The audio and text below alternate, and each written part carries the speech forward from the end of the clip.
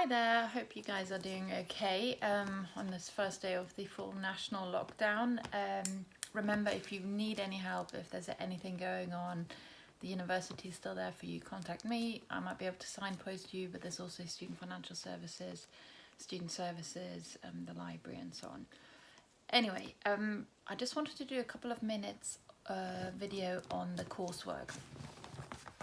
I've got this printout in front of me. It'd probably be useful if you go and grab yourself your own copy or maybe have it on a separate screen. The first thing to say is the deadline still remains the same, 7th of May, 10 AM. Of course, we will not expect you to somehow post in a hard copy, so it's going to be the electronic copy only on the Dropbox. Word count, 2,750 words, not including headings, tables, references, graphs, table of content. So if you want to write the question on the top for each of your questions and then write the content below, that doesn't count towards it. I strongly advise you to do a front cover, table of contents, that also doesn't count towards it. Where you're writing bits and tables, which we're doing for some of the questions, again, strictly speaking, that doesn't count towards the word content. What I would say is don't take the mickey. The idea is that you embrace this very tight word content, so you write in a really succinct way. Just don't take the mickey. You know, the idea isn't that you just load hundreds of words into some sort of table and then think you've been clever about circumventing the word count. That's not the spirit in which it was set. So I hope that makes sense. Right. It is a report. So as I said, front cover, table of contents, use of subheadings, use of graphs, images, maps, photographs, whatever you like to kind of illustrate your point. In this little grey box, I've described the the background to the assessment, and what I've written in the first paragraph is the topics will be discussed to a lesser or greater extent in lectures and seminars, and the lesser extent is what I wanted to mention.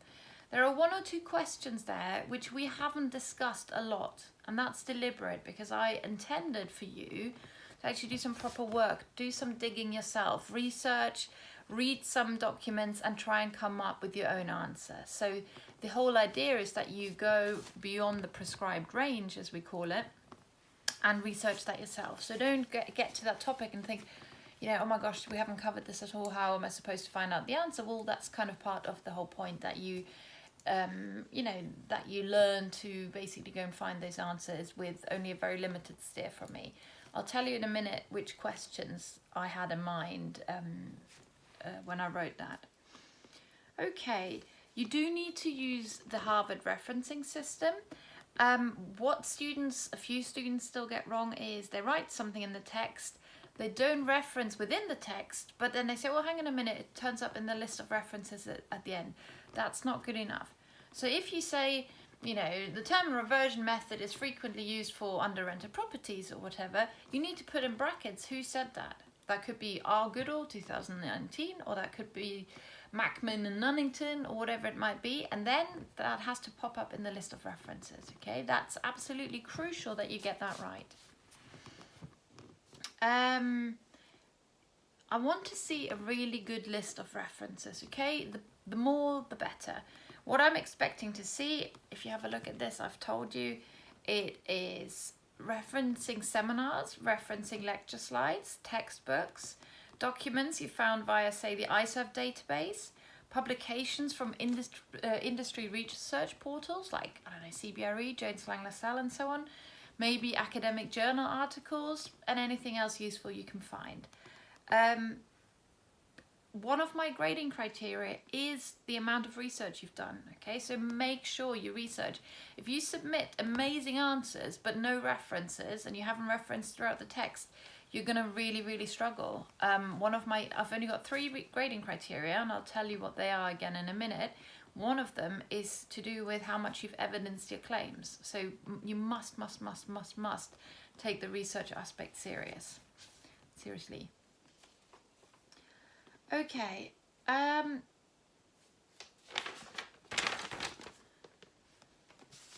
I pointed out here on page 4 that the answers aren't weighted. So what that means is I've given you 17 questions and I haven't said this one's 5 points and this one's 10 points or whatever it is.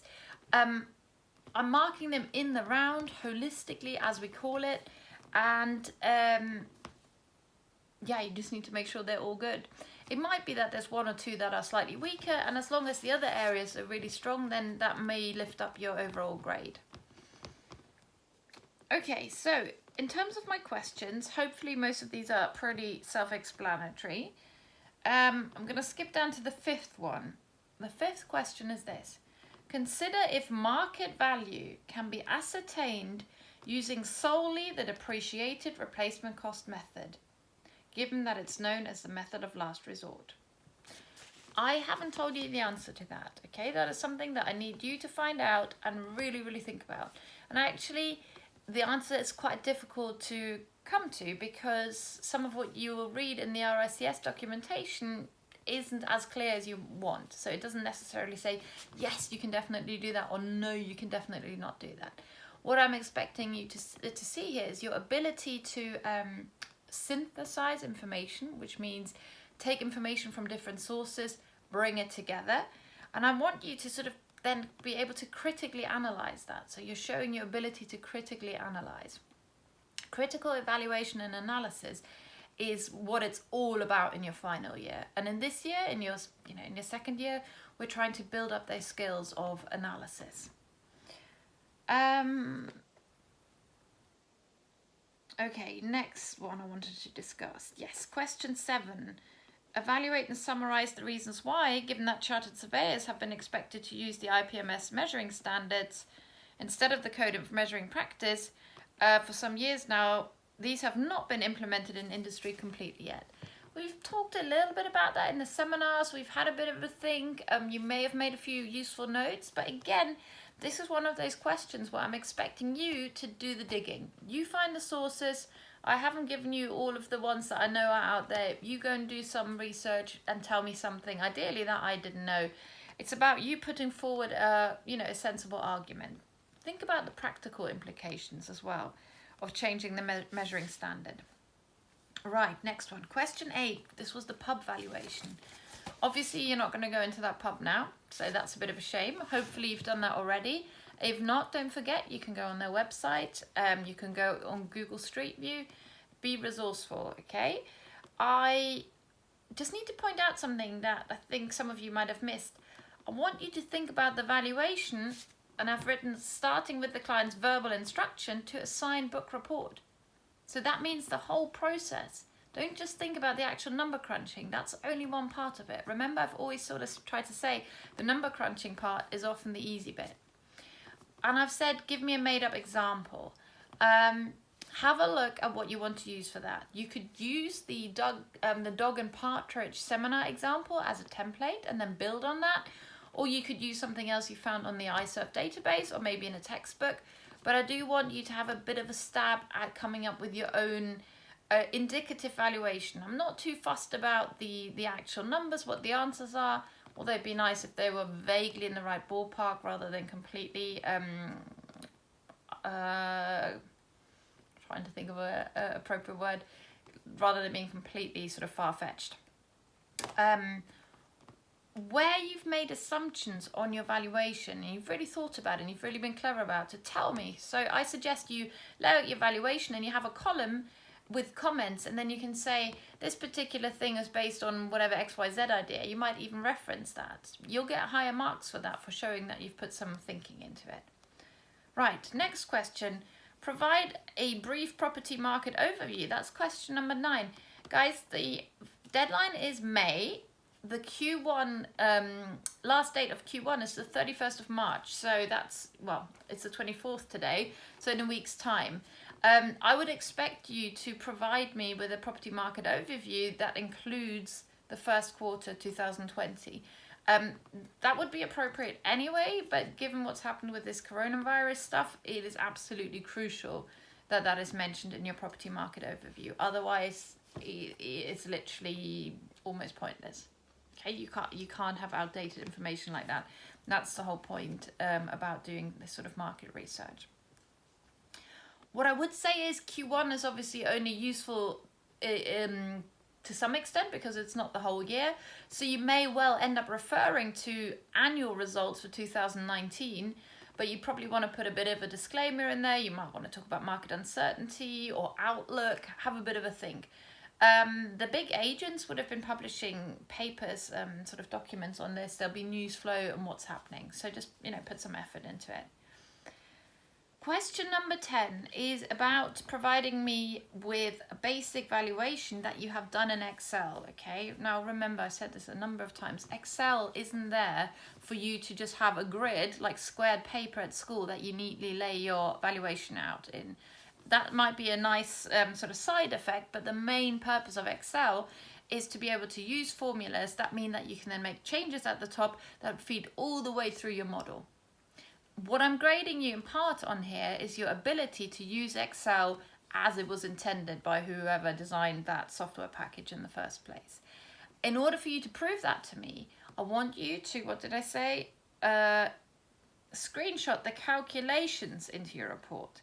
So you need to find out how you can do that. Now, there's a key command, and I'm afraid I can't remember which it is. Also, it's going to vary for whether you've got a Mac or a PC.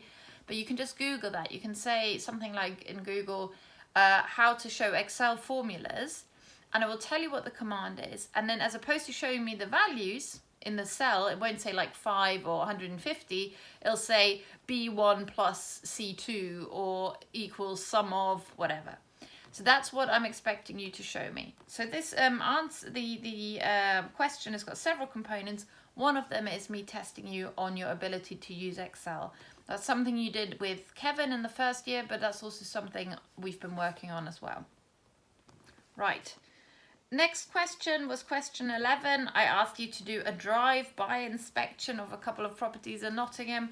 Well, sadly, that's going to have fallen by the wayside. So you do need to use Google Maps or similar. There's no excuse for you not to at least virtually inspect those properties. Otherwise, you obviously haven't got a clue what I'm talking about, what they look like. There's a really important bit here, okay? I've asked you to give me the valuation method and rationale and key considerations. Things like when I say rationale, key considerations, that's again this kind of critical thinking. You're showing me that there's some thinking that's gone into it. This is where the high marks are going to be. Back when you were doing GCC, you might have done GCC biology. I remember this when I did GCC biology, and you were given a leaf and you were told to label the parts of the leaf. All that is learning something by heart and then describing it, being completely descriptive and saying that's the phloem, that's the xylem, and that's whatever, the stem. You're in the second year now, you get barely any points for that, okay? The most points you get is for the clever stuff, where you're showing me your real thinking, you're using that those excellent brains of yours.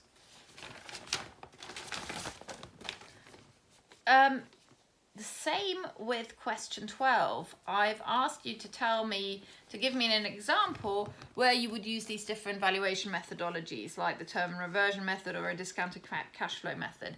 And I want you to find an example. I know that's going to take a long time. That's a bit of a faff. So that's what you get part of the marks for, is the effort that you found a property. But the real juicy bit, as far as I'm concerned, is where you're giving me the rationale. You're explaining to me why you think this property would be valued using this particular method. Okay.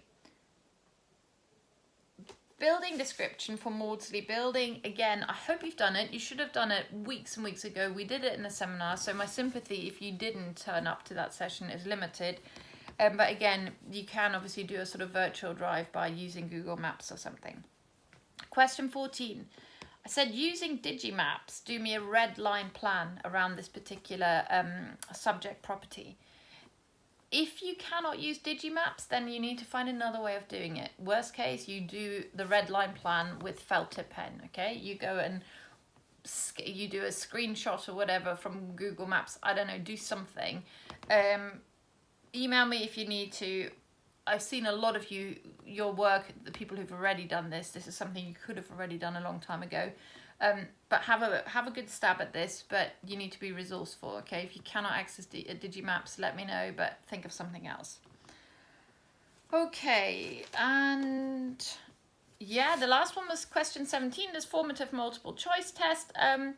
Some of you didn't do this in the time you should have done it, or you didn't do it at all. Well, I'm afraid that is how it is. It's not going to mean you fail your assignment, far from it, but it is something that's going to lower your grade ever so slightly.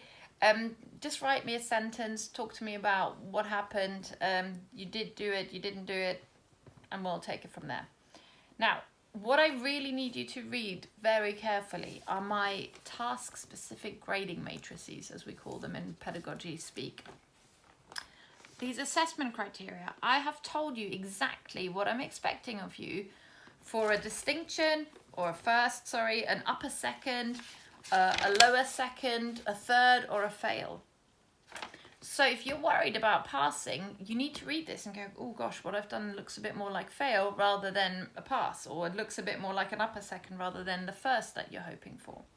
There are 3 criteria. I'm grading you on only 3 criteria. Number 1, knowledge and understanding of valuation methods, principles, and RSCS regulation. I want to know, do you understand valuation? Do you understand the regulation aspect? Do you understand what the RSCS is all about? Okay, if you can't do the valuations and you don't understand what the Red Book is talking about, then you will not pass this module. You have to make sure that you're convincing me that you've understood the vast majority of what's going on here.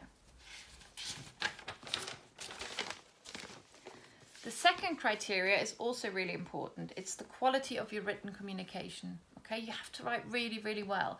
If you struggle with your writing style, why don't you see if you can find somebody who can proofread your work for you, okay? That would be really worthwhile.